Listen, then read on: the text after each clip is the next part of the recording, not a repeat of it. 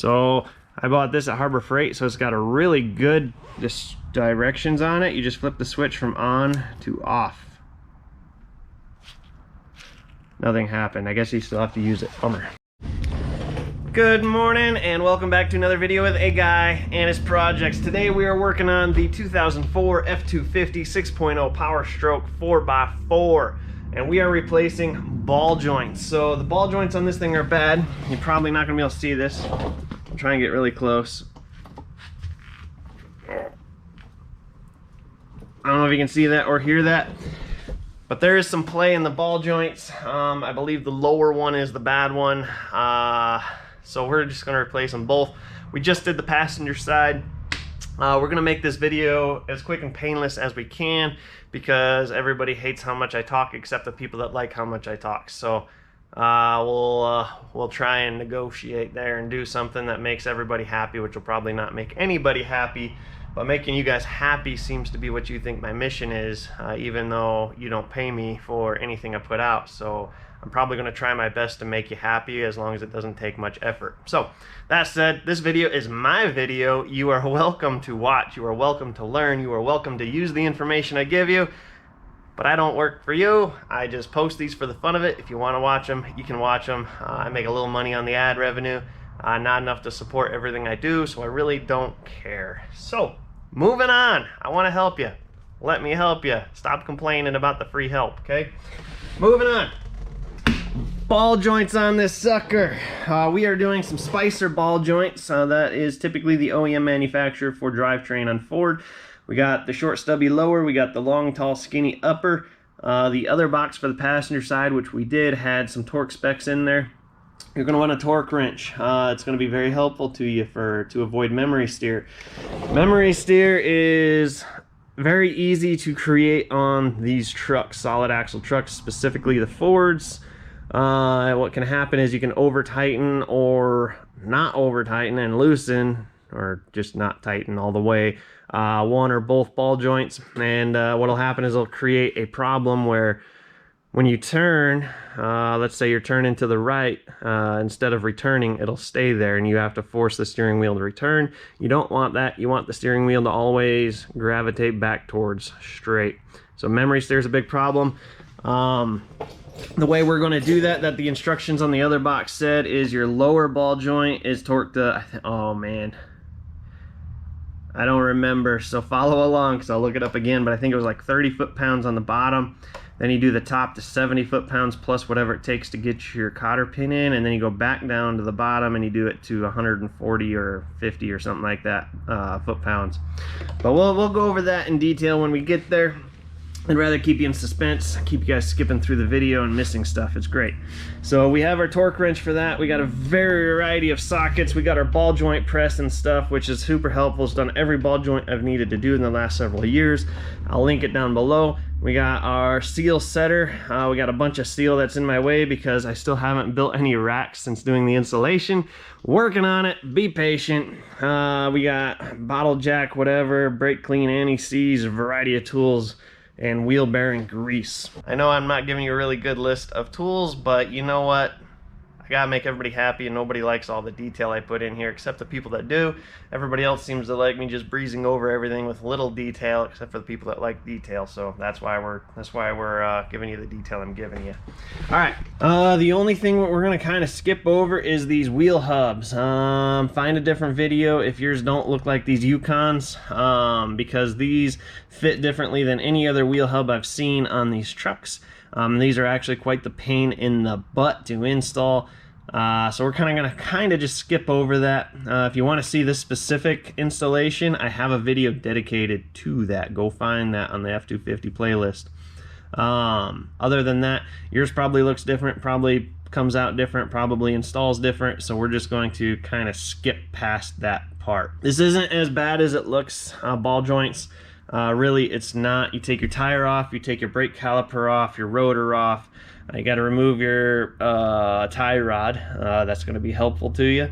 And then you got to take your wheel bearing out, and then you're pretty much down to ball joints. So it's not as horrible as the shop will tell you when they say it's $3,000 to do this. So all we're taking out is this guy right here and that guy right here. That's the objective, not a huge deal. We will be taking this tie rod off so that we can get the knuckle off. But yeah, not horrible.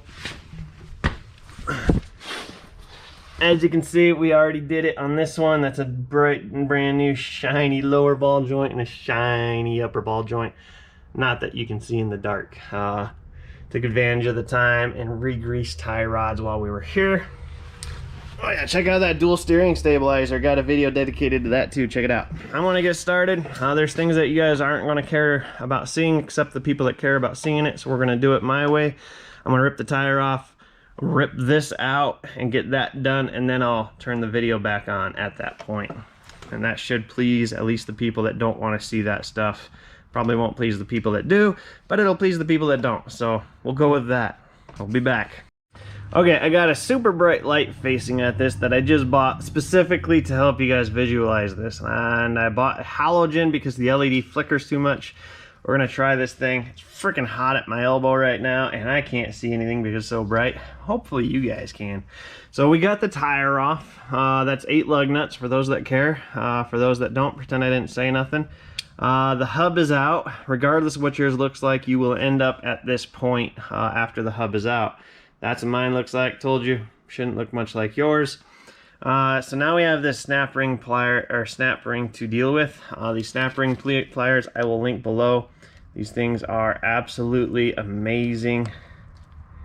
And I managed to switch that. Okay, here we go. Oi, oi. Probably not going to happen one-handed, but we're going to try for video purposes. If I can, shows you how good these snap ring pliers are. Look at that, okay? People struggle for hours with that crap, but with the right tools, it works. Go buy them off my link. I make a little bit of money when you do that too. All right, so now I just use a 90-degree pick to get in here and pull these washers out. It's the easiest thing I've found to do. Boop, boop, boop. Once you get them close, you can reach in with your fingers and grab them. There you go. So you have a flat washer, a octagonal, hexagonal washer. I think that's hexagon, and then another flat washer. Keep those stacked and put them over there because that's the order they'll go in. All right, so now we are done with the internals of the hub. Like I said, I just did mine because the O'Reilly's one failed, so the grease is still red actually. It's really nice. The one on the other side had turned brown and gross because, you know, it failed so fast. Anywho, okay, that's done. Next thing we're gonna do before we disconnect the tie rod is get the brake caliper. I'm gonna move this light around to blind me even more. Try and show you guys the bolts you need. So there's only 2 bolts to take the brake caliper off. You don't need to take all the bolts out like a lot of people will show you. You need this top one, this very top one right here. That comes out. And then there's one right here on the bottom that comes out as well. It's in the exact same location as the top, only it's on the bottom. So if you're confused and you start with the bottom one first, the top one's in the exact same spot as the bottom one, only on top, okay? Got it? Good? Clear. When we take this off, after the bolts are off, you might have to stick a little pry bar in here and just peel this off. Screwdriver usually works too, if that's what you got. You'll pry the whole assembly off. I twist it and I set it on top of the leaf spring. Your ABS sensor or speed sensor, whatever this is, going to the wheel hub. You'll probably want to cut any zip ties or whatever you have holding it together. This is a Ford, so it's being held together with zip ties. If it's a Chevy, it's probably duct tape. If it's a Dodge Ram, well, I don't even know how you got it in your garage. So anywho, we're going to cut those, pull those 2 bolts out, put this up there. So we got our side cutters, not to be confused with a dike, because that's not politically correct anymore. All right. So don't cut your brake line, don't cut your ABS sensor. Okay, zip ties out, zip ties out. Now I believe those were a 22 millimeter? No, those were a 21 millimeter, which would be this guy. Yep. So I bought this at Harbor Freight, so it's got a really good directions on it. You just flip the switch from on to off. Nothing happened. I guess you still have to use it. Bummer. Okay, so this is gonna go on the upper. They should be on pretty good. Oh, Yeah, we're not gonna break that one-handed right there, so. Let me reassign you guys to here. Boop. And then use gravity for your leverage if you need it. Oh. That is going off. Oh, I must have put these on. Oh, as we're standing up goes handy. Oh, there we go. Holy crap. I don't remember being so aggressive when that went on, but apparently I was. I broke loose our top one. We can go to our bottom one. There we go. Man, that light is hot. Holy smokes, that'll warm up the whole shop in the winter. Okay, I'm gonna pull that out. So don't worry about mixing up your bolts. You're not taking a lot of bolts out in this job. Believe it or not, this is not as bad as everybody makes it seem. When you go to the shop and they're like, oh yeah, it's $200 in parts and $2,800 in labor, it's not that bad. We're not even using power tools, okay? Except for putting the ball joints on, we'll use an impact, but that's also not necessary. It's just, I don't have patience not to. So, everything else we're using hand tools for. Oh, look at that. So I said, grab your screwdriver or a little pry bar. This caliper is heavy, so it's gonna fall if you're not careful. Okay, I'm just gonna do a little twist. I don't know which way I want to go. I'll go that way, I guess. Oh, nope, that's gonna kink. So we'll go like this. Oh, put them upside down like so. And that should be fine there for the remainder of the job. Now we're at a point your rotor can come off. That should just slide off. Yes, I do live in South Dakota where everything rusts and corrodes. I put anti-seize on all these surfaces and it seems to do me good. Now just so I don't lose these bolts on the caliper, again, you're not taking a lot off, don't worry.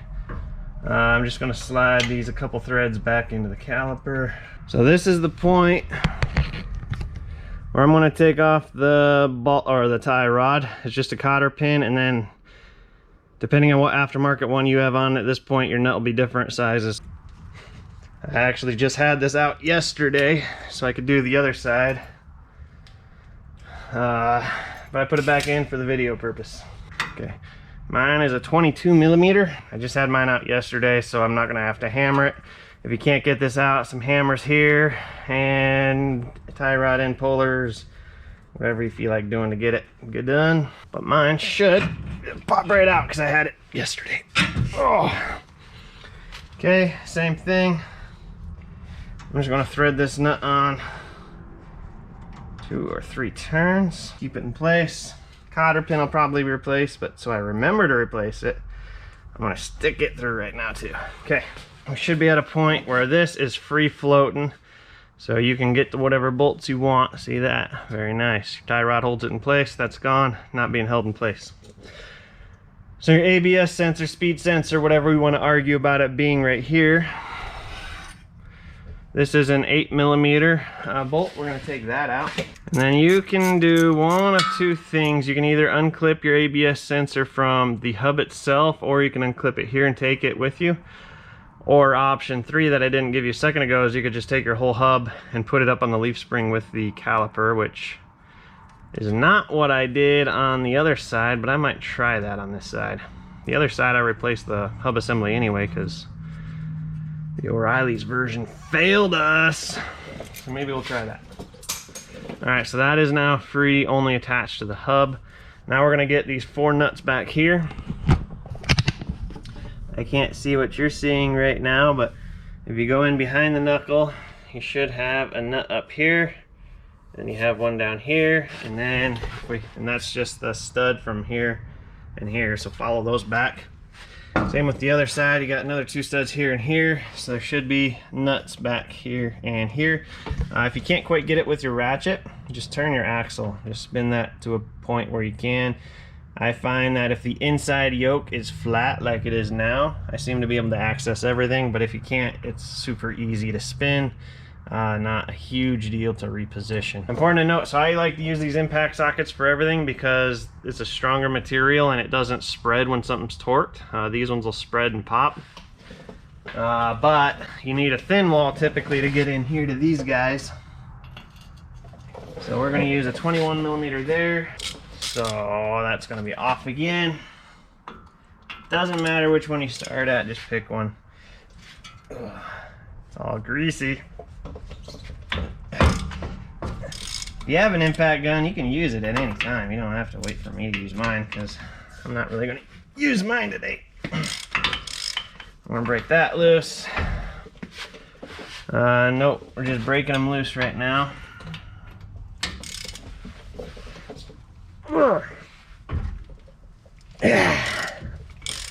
Okay, that one's broke loose. I did anti-seize all these bolts when they went together this summer too. Okay, so those are all broken loose. There's two. Okay, so this one, instead of the nut breaking loose, the stud broke loose, which I find interesting. That's a first for me. I've never had a stud come out with that nut, especially when the nut was almost all the way out too. Like, I was very close to being completely out, and then it decided to take the stud, but whatever. We'll fix that. Okay, there's nut number 4. Now we're gonna slide our caliper back a little farther we can. And then we're gonna yank this out. Dust shield's gonna come with it, that's okay. We're gonna try and shove it all up there on the springs. Just like so. Again, if yours hasn't been off in a minute, it's probably gonna be a lot harder to do that. Notice it came out without the axle shaft. Ugh. And if you remember from earlier last year when we did these wheel bearings, this shaft did not come away from the axle. The wheel bearing, we had to get a new axle shaft. All right, let me clean up. I'll show you how to get that sucker out. So now again, we just had this one all apart this summer, so it's easier. We had the passenger side last year, had this one also side last year to put those crappy wheel bearings in that have both been replaced now. So this might be harder, this might be a lot more hammering. If you want to see what a lot of hammering looks like, watch my video where we replaced the wheel bearings last year, because that took a lot of hammering. So I'm going to bet I can just grab this shaft and pull it out right now. But for your information, before I do that, if you can't, grab a small pry bar. You can try right here and push on the yoke of this, and if that doesn't work, grab a longer one and just find some pry points. Keep this straight while you do it, and you should be able to pop it out. We got 2 points of resistance. You got the seal in here, and then you've just got a lot of age-old stuff that's sealed. But I'm gonna try and just pull this out. Oh, nope, she's still stuck in there. So I'm gonna go ahead and grab a longer pry bar around this side so you guys can hopefully see.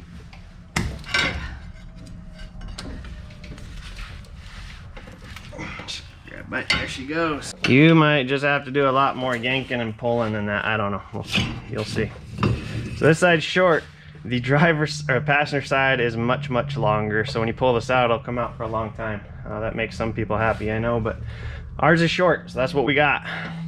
You should replace that seal when you do this. Again, we just replaced all of ours last year. So even when I put the new bearing in, I left the same old seal in, and I'm gonna do it again today. Hate me, love me, it's what I'm gonna do. So what we gotta do now is we gotta pull this cotter pin out and then take that nut off. We're gonna take the nut all the way off and then thread it back on upside down just a little bit. So we have a hammer point. This guy down here, that's a 33 millimeter for me. We're gonna pull that off as well, all the way off and then thread it back on a little bit.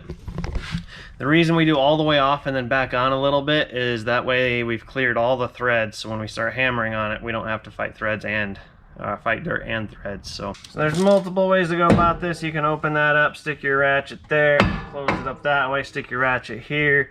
You can have some fun and go through the hole, because some of you don't get to do that very often. However you want to do it, I don't really care. But that's what we're addressing right now. So we are loosening, which is towards me on this side. Oh. So you might run into a problem with your ball joint spinning with the nut. If you do, I'm sorry. That's what the jack's for. Usually I'm able to put a jack right under here with this arm and jack it up, and that puts enough side load on it that it doesn't spin. I don't know. I feel like we might be spinning too, so you might see that. Okay, so that nut came off, which is good. Okay, so that's off. And we're going to put it back on to be flush with the top of the stud. Because once we start banging on it, we want it to fall a little bit, but we don't want it to fall on our toes because I'm just wearing tennies today. I want to protect those suckers. This castle nut, if the cotter pin is too hard to get around, a lot of times it'll just shear off if you get your ratchet on there. We're going to try and get it off first though, but if not, just move your tings around and try and fit your socket over it, hammer your socket on, and once you start spinning, this thing will just shear, typically. There's been a few trucks I've had to do that on.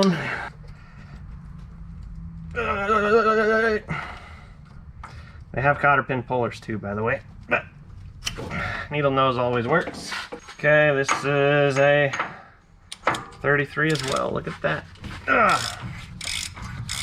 Ooh, that sounds gritty.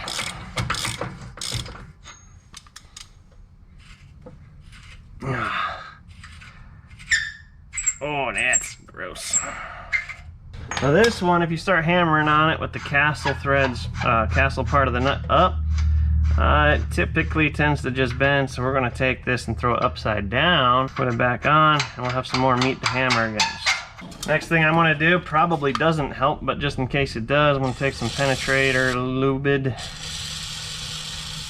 and just put a generous amount in there. So once we start hammering, ideally, it'll vibrate itself into place.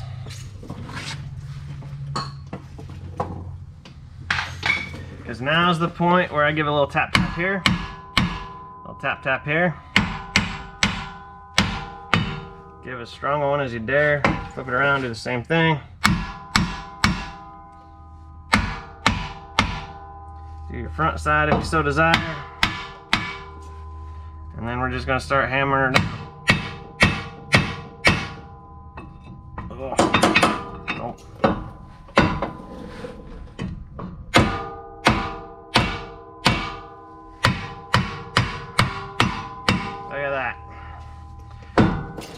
Top one broke free. Now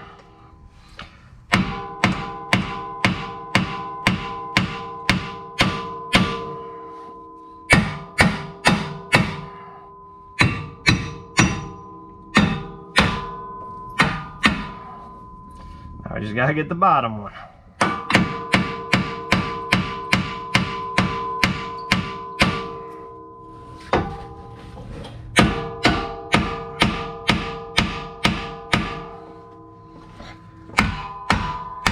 Gonna be a fighter.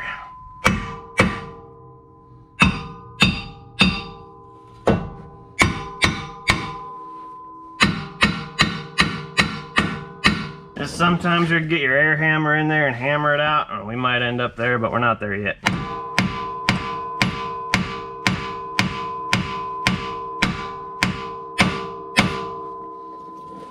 So loud.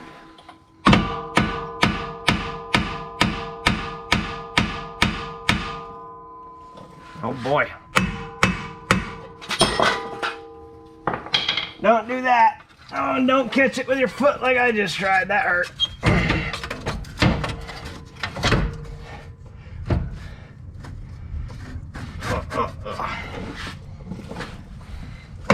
Come on, baby.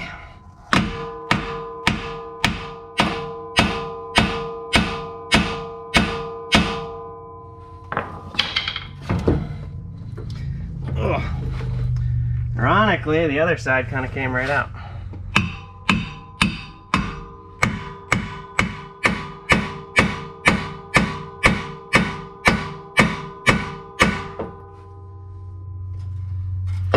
Alright, we might have to get our air hammer out. We'll see here.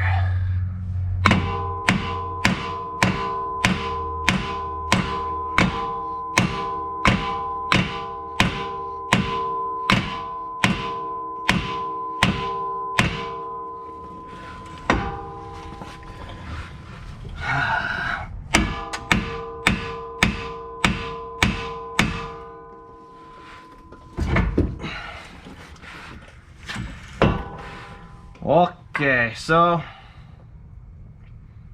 that one apparently don't want to come out.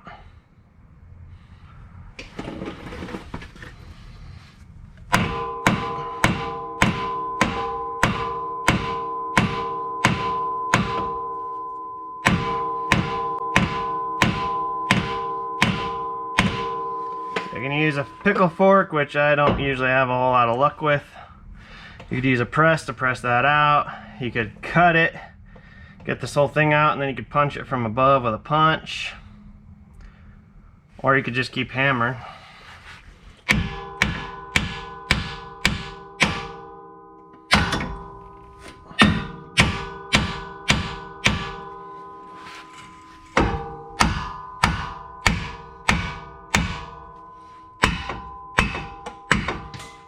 I was gonna grab my pickle fork, but it looks like the last person I loaned it to decided they wanted to keep it, so I actually don't have it.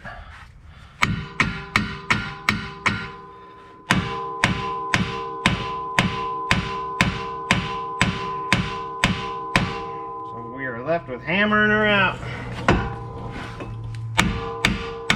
There she goes. Just had to realize there was no other option except to hammer. Alright, so now that she's free, we're going to try to spin this guy off, which, now that we mushroomed it, we're going to use a crescent wrench for. So we're going to grab this because that is off. Voila. That's the hardest part right there, getting that to this point, by the way. We're done now.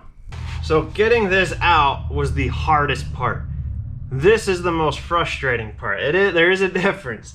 So this is frustrating, the other thing was hard. And that's all, that's what I got for you there. The first thing we need to do is we need to get this lower ball joint out first. So the lower one comes out first, and then the top, and then we put the top one in, and then put the lower one in. First thing we need is our snap ring pliers. So snap ring pliers, there's a little snap ring back here, you'll find it. Again, I want to use those same ones I've been using. Okay, snap ring out. So again, this part's very frustrating. That's your new snap ring. So this kit, be it correct or incorrect, has everything I've ever needed to do this. So I grab this piece right here, I put this in, you put that in, and then you got to juggle and hold, but this isn't the frustrating part. When we go to install them, you got 4 pieces to hold. That's the frustrating part. Okay, and try and have this as centered as you can. And again, this part's frustrating. Don't lose your temper. Just keep on trying. So, alright, so now you can grab a 22mm socket from me and a ratchet, and you can spin this. That does work. That's how I've done it in the past before I bought impacts. Now I have impacts, and I'm just going to impact it. I like to go a little bit slow and easy, just because you got to line this stud up with the hole in that thing too. So,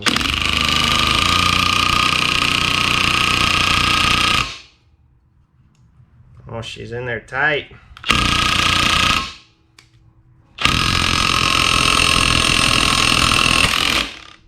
Oh man.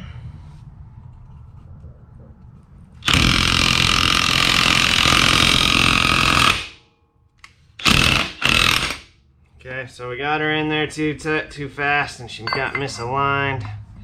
So now we gotta reset.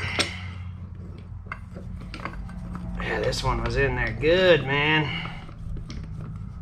Don't usually have to use full power on the impact.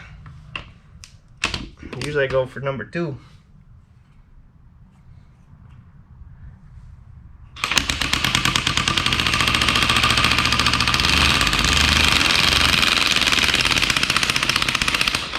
There we go.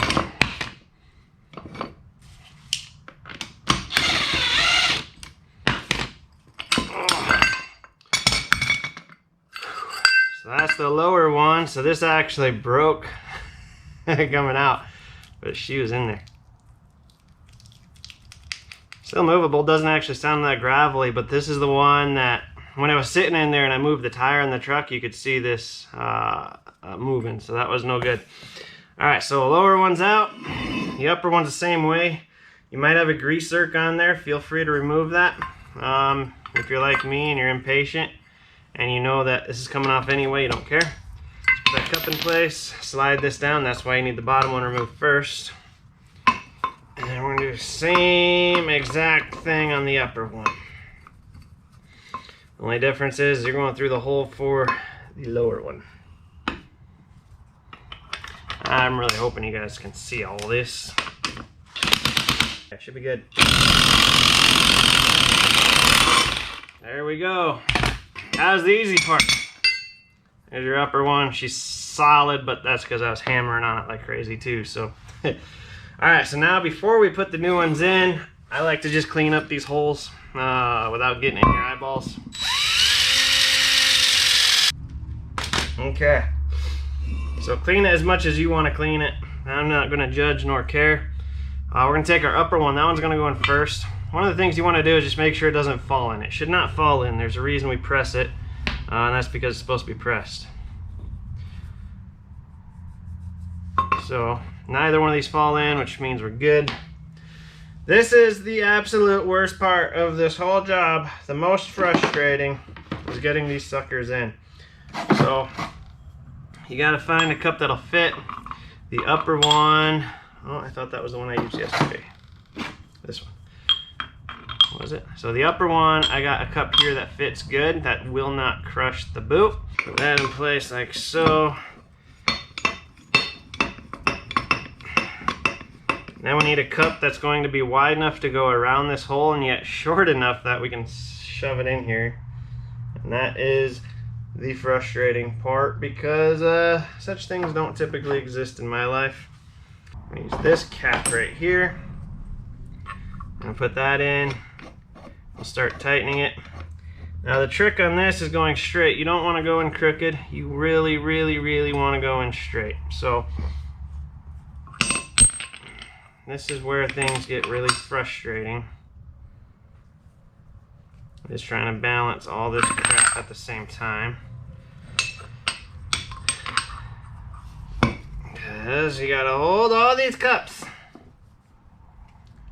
We're gonna see how it goes. We are not perfectly straight, but for the fun of it, let's just see if it'll straighten itself out. We're gonna put this on the low setting.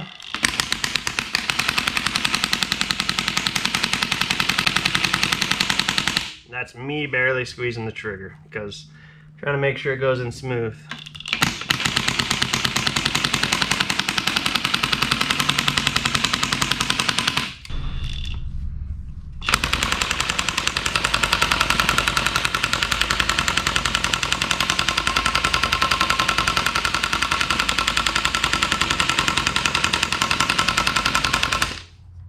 Okay, we're going in line.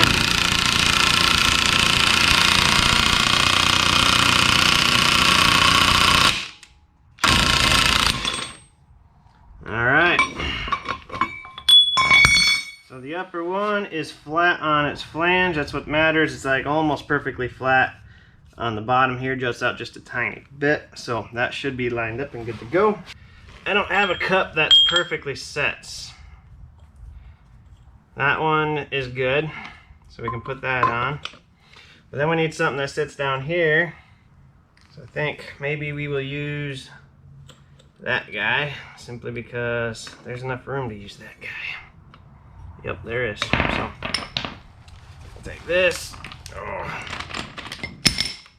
We'll take this. This one, probably not gonna be able to sink it all the way down on the first shot because we're gonna have to peel this off, but we'll probably go most of the way and then we'll check it and see where we're at, because this one's actually gonna go down below the base here.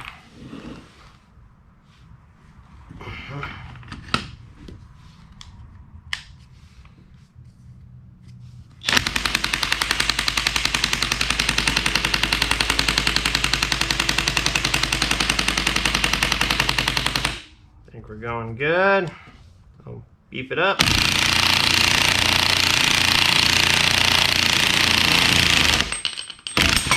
Okay, so we got flush mounted on the bottom here, and that's as far as we can go with this cap.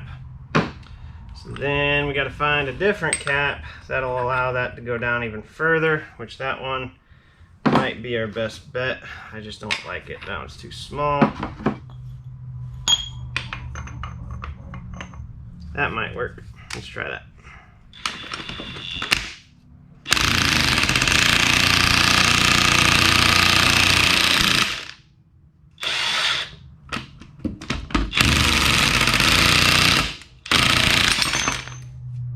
Yep, that one works.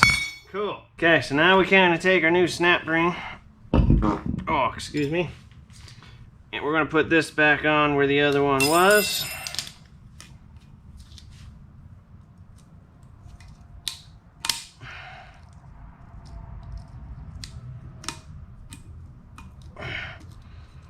But you're going to want to make sure it sets down. There it goes, snapped in place. See, there's really no room between those ears, which means she's in. We're good with this part. Alright, we're ready to put the knuckle back in place. We do have the instructions from the one box, not the other box, and it does say torque lower ball socket nut to 35 foot-pounds, and then the upper ball socket to 70 foot-pounds, plus whatever it takes to get a cotter pin in. And then we go back down to the bottom one and we do between 140 and 160 foot-pounds. So that's what we're gonna do. And I have no idea if this is right or wrong. Put enough anti-seize on there. Maybe we won't have to hammer so bad next time, huh? So those are anti-seized up. I like saying anti-seize. Kind of a fun word to say. All right, so the upper castle nut bolt. And we're gonna take our lower ball joint nut. Now we got our torque wrench set. No, I can link this below. This is a nice one, I like it. It's gonna twist that way, so I'm just gonna pre-do it. We got this set to 35 foot-pounds like the instructions said. The only problem with it being long is when you're just doing something small like this, it's a lot of throw. Oh no. Okay, I'm gonna put some pressure on that, see if it doesn't spin.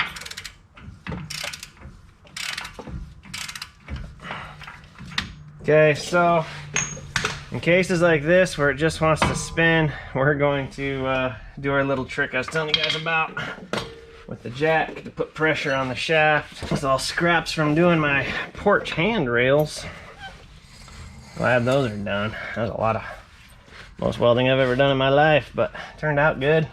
Welded a back fence together, did handrails for the side porch, did handrails for the front porch. Grab the jack.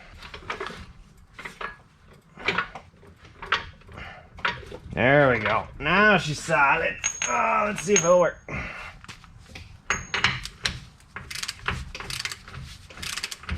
Feels more solid.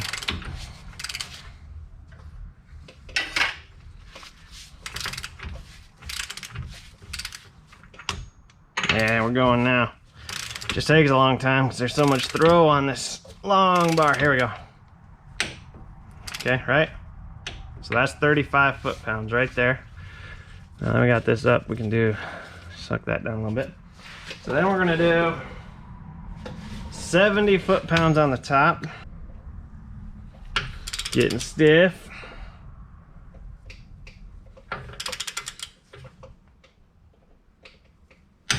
Right there. Okay, now the instructions say to advance to the next spot for the cotter pin. So we gotta go about half a turn, I think. Oh, right, a little bit more. Right there for the cotter pin. We'll go ahead and stick that through so we don't forget. And we're gonna bend this around so it can't come out. You can get as fancy with that as you want.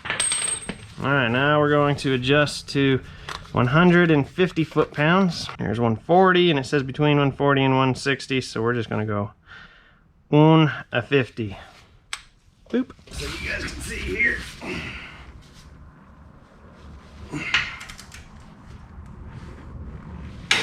Right there. All right, so now I should be able to get rid of this contraption here. Okay, we've more or less reached a point where your ball joints are done.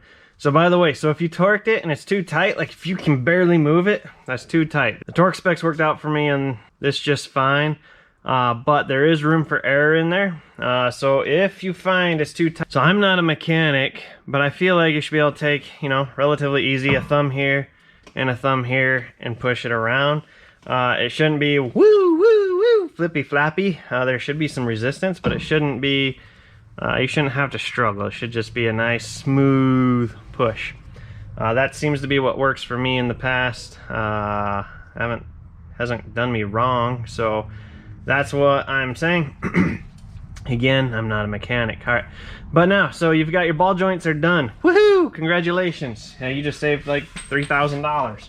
Now we're gonna put our axle back in. You want to have this nice and clean, or as clean as reasonable. Once that's nice and reasonably clean, we're gonna grab our axle and we're gonna shove our axle back in. Now, it goes in at a taper, so don't just ram it in. Be gentle. I try to kind of support it and point it up so it goes into the diff just easy. So you can see where the bearing rides. That you want to have clean too. You don't want nastiness on the bearing. So I'm gonna shove this in here. Like I said, I try to support it going in. And you can just kind of push it in as far as you can. Now we're gonna grab that axle shaft seal installer. We're gonna set this in place. And we're gonna hammer it home until this is flush. This is a 3-pound hammer. I used to use a 4. Doesn't really matter.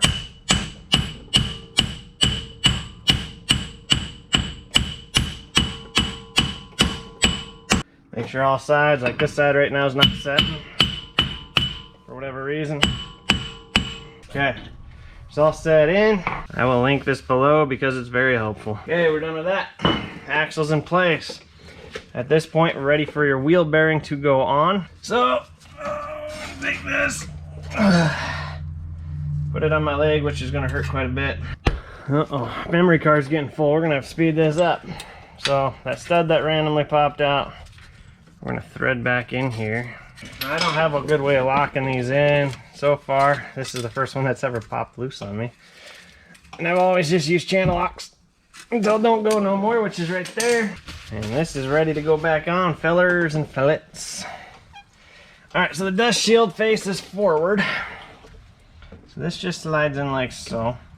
And again, typically I would be re-greasing everything, but I just did this like, I don't know, less than 2,000 miles ago. So make sure your wire is good. This slides in. If it doesn't set perfectly at first, that's fine. We'll snug it up with our nuts. I'm gonna grab our ratchet again.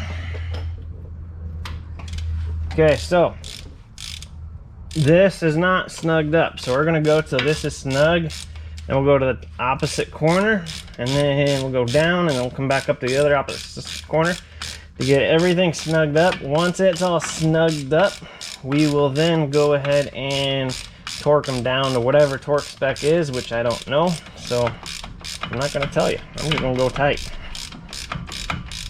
Okay, so now that one's in enough that it's pushing this top corner out.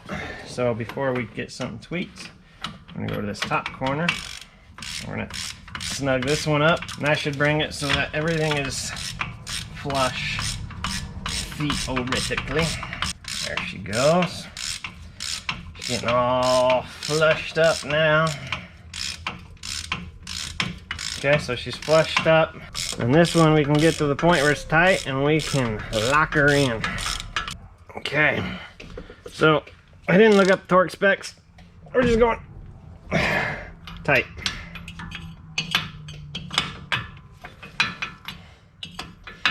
If you want to look up torque specs, you are welcome to. In fact, I would recommend you do.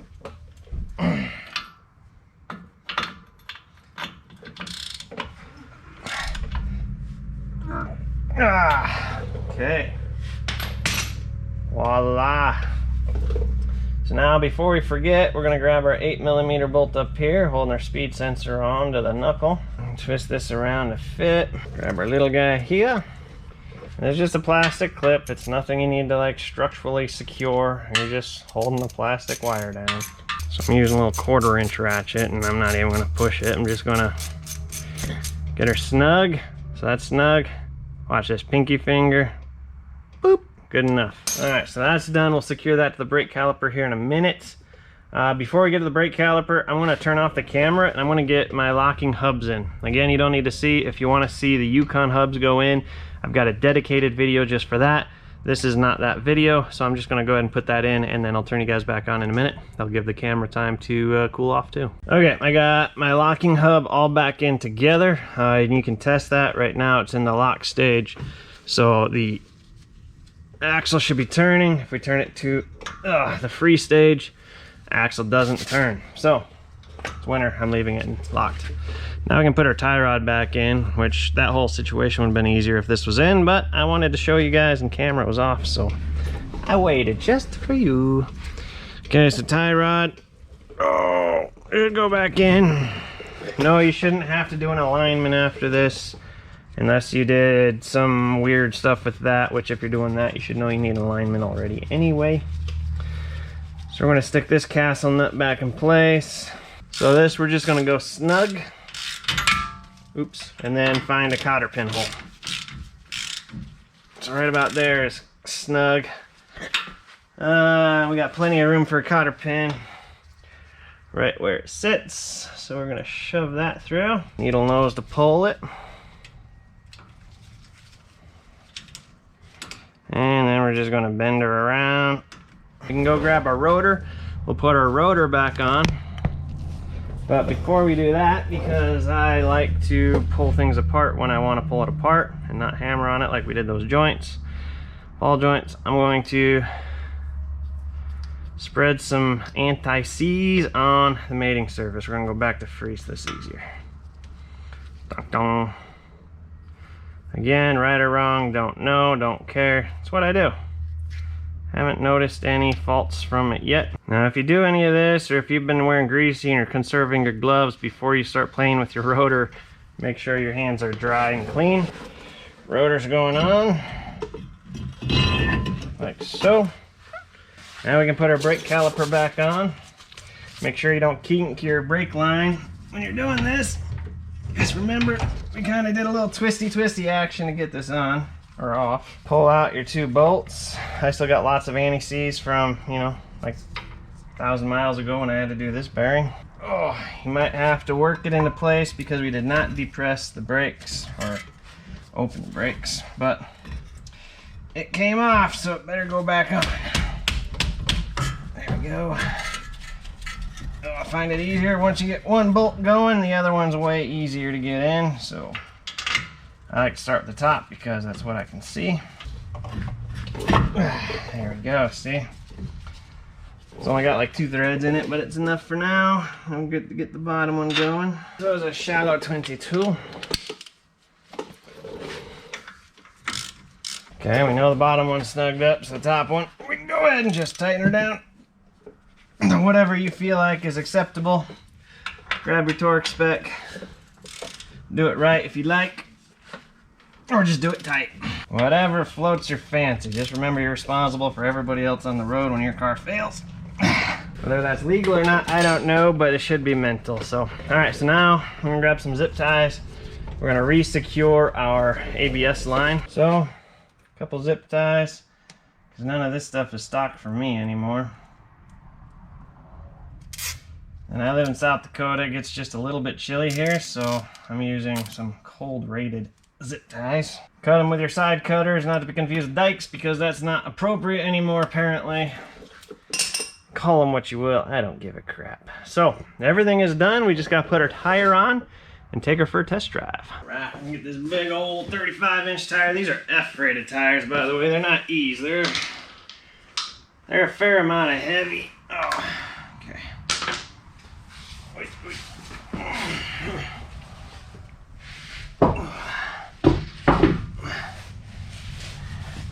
There it goes. Oh.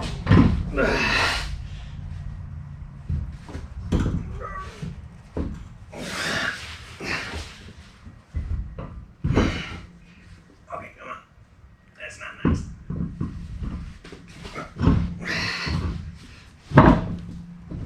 Okay.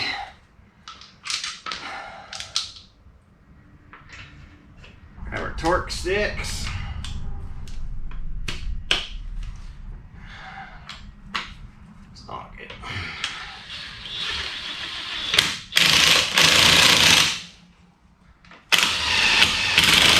All right, boys, girls, ladies, and everything in between. that is how I do ball joints on the 2004 F250. It's applicable to, or similar to, almost every solid axle vehicle out there.